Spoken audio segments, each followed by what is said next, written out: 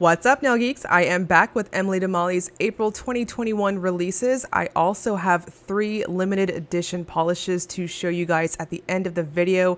If you remember in previous videos, I have mentioned that Emily Damali LEs are limited to the batches that are poured for those polishes, so they are quite limited in that regard. So without further ado, let's dive right into the swatches.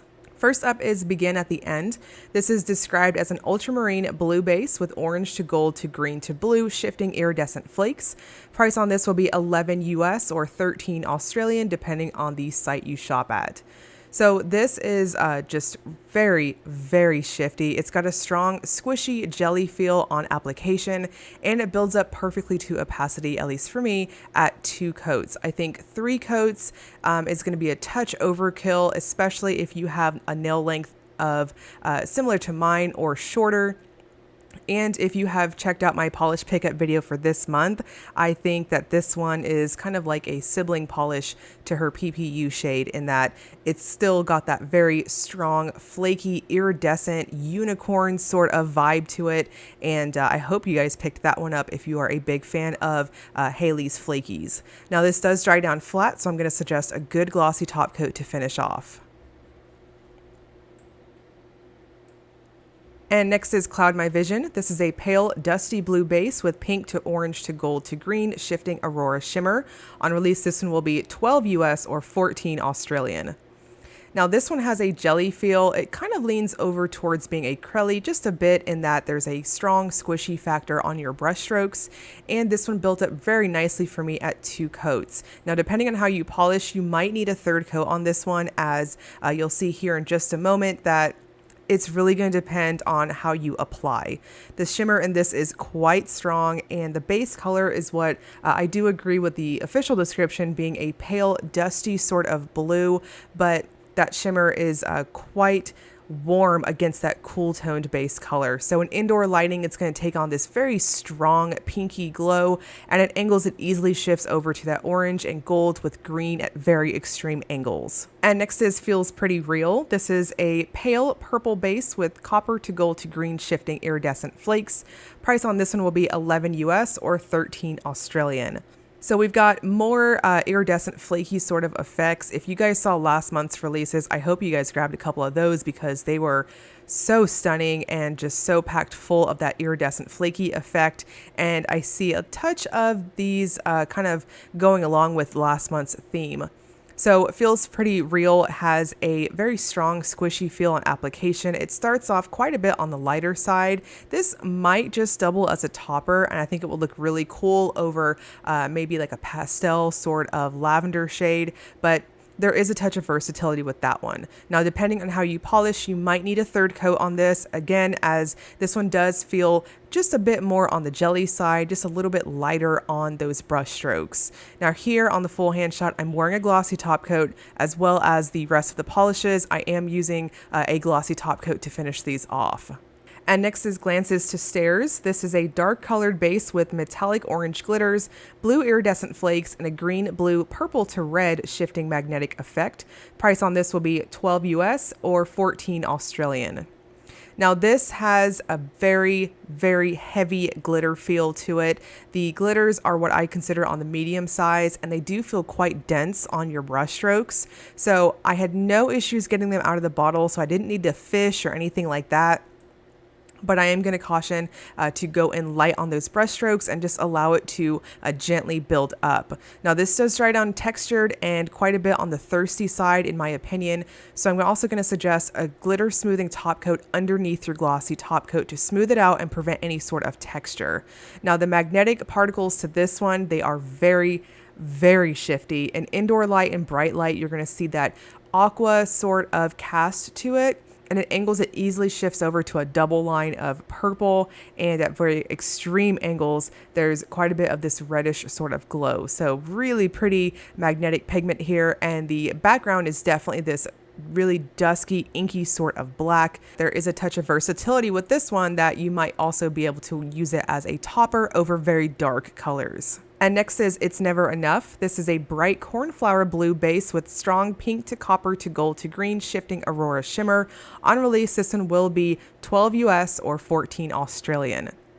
Now, I love when Haley does blues. She does them so well, and this one's no exception. So it's got a very creamy feel on application, very easy to build up to opacity, and for full coverage, I'm going to suggest between 2 and 3 coats. Now, I took it up to 2 coats. I thought it plumped up really nice and covered up my free edge very well. Depending on your length, I can see you needing a 3rd coat if you are rocking longer nails than what I've got on the video here. But as you can see, it just self-levels, evens out very, very well, but will definitely depend on how you apply yourself. Now, the shimmer is what I consider of the larger particle size. It is quite noticeable in person. It's got the very strong pinky cast to it, and at angles it easily shifts over to copper and gold, with at the most extreme angles that green shift coming out. Now, this one also dries down flat, so I'm going to suggest a glossy top coat. And next is just like this. This is a rosy nude when warm to blue when cold, with a strong turquoise blue shimmer. Price on this will be 11 US or 13 Australian.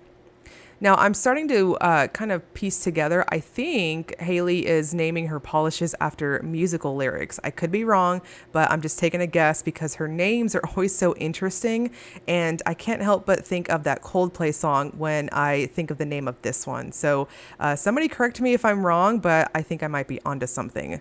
Now, this has a very crelly sort of formula to it, and per usual for thermals, it dries down quite a bit on the matte side, so you're going to want to finish with a good glossy top coat if you are a glossy person like myself. This easily builds up to opacity for me at 2 coats. No issues there. Very nice, smooth formula. And going in with that glossy top coat, you can see it kind of plumped everything up. The warm state is leaning quite a bit as almost like a taupe on me, and the cold state is this gorgeous deep blue, and the shimmer contrasts very well in both the warm and the cold state. And next is Might Be a Scene. This is described as a dark purple jelly base with orange to green shifting iridescent glitters, blue iridescent flakes, and a copper to gold to green shifting aurora shimmer. On release, this one will be 12 US or 14 Australian. This is a straight up jelly goodness, and it is packed full of these medium and smaller types of glitters that have a very heavy, dense feel on the brush strokes. So I'm going to suggest going in light on your coats, as if you go in too heavy, which you'll see here in just a moment on the 2nd coat, it might be a touch of overkill. So definitely go in thin on your coats and allow it to slowly build up. Now, this has that juicy jelly sort of appearance when you go in with a glossy top coat, and it dries down thirsty and a touch textured. So again, I'm going to suggest a glitter smoothing top coat underneath that glossy top coat to prevent any sort of grittiness or anything like that. Now, you can see on the 2nd coat here, I did go in just a touch too heavy. I probably should have gone in thinner and gone for a 3rd coat, but again, this is all going to depend on your preference. It's just so packed full of glitters, and I think it looks best when you slowly build it up. And next is Taking Over. This is a light gray base with orange to gold to green shifting iridescent flakes. On release, this will be 11 US or 13 Australian.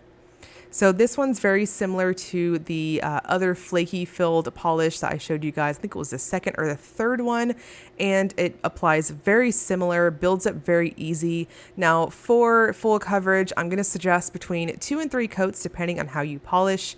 If you have medium to deep skin tones, that base color, in my opinion, is definitely going to take on more of a neutral sort of cast against you.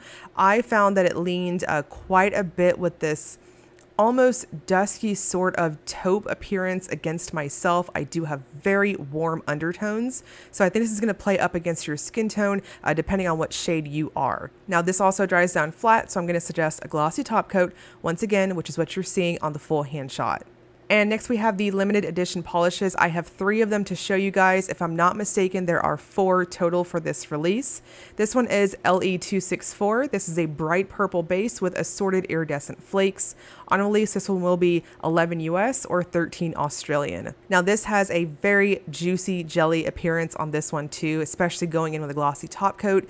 This dries down semi-gloss. I think any top coat will be perfect for it. And this is one of those types of purple bases that is just universally flattering. It's very pretty. And if you liked the previous releases, I'm thinking of like Card Trick, It's very similar to that mosaic type of flaky effect and true to a jelly finish, depending on whether you wear it at 3 thin coats or 2 normal coats. That base color is definitely going to pop and deepen out. So it almost, in my opinion, looked kind of like a thermal to me, that on the first coat it was very, very light purple, and then it just really deepened out on the second coat. And next is LE265. This is a pale blue curly base with neon pink and yellow glitters. Price on this will be $9 US or 11 Australian.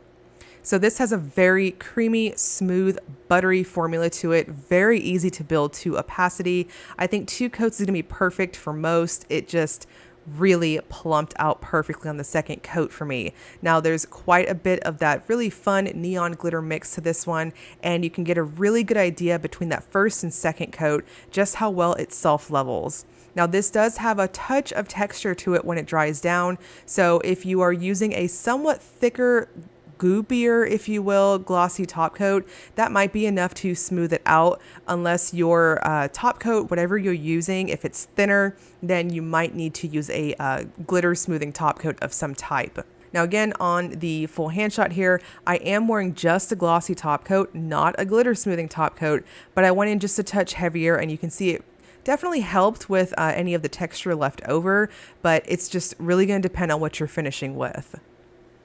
And finally, we have LE267. This is a pink, gold, green shifting multi-chrome holographic. Price is 12 US or 14 Australian. I personally love finishes like this. Straight up linear holographic polishes are what got me into indies in the first place many years ago. And I just love how much of a palette cleanser it is to see just something straight up holographic like this one. Very, very pretty. In the sunlight, it's definitely going to have that rainbow effect, very linear rainbow holographic look. And there's also that very strong multi-chrome pigment here. So in indoor lights, it's going to take on this pinky sort of metallic appearance to it. But at angles, it easily shifts over to gold, and at extreme angles, there is definitely a green color roll with it. So very, very pretty, very smooth metallic type formula, and that's just because it's so packed full of that holographic pigment. Now this dries down with this metallic sort of flat feel, so I'm going to suggest a glossy top coat with this one, and as you can see on the full hand shot here, real shifty and just very, very holographic.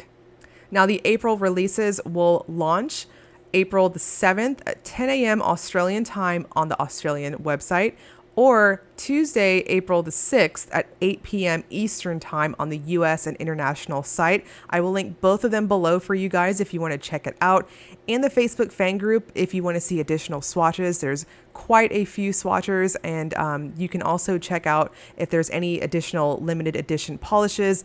So as always, if you enjoyed the video, please like and subscribe. Thank you so much for watching.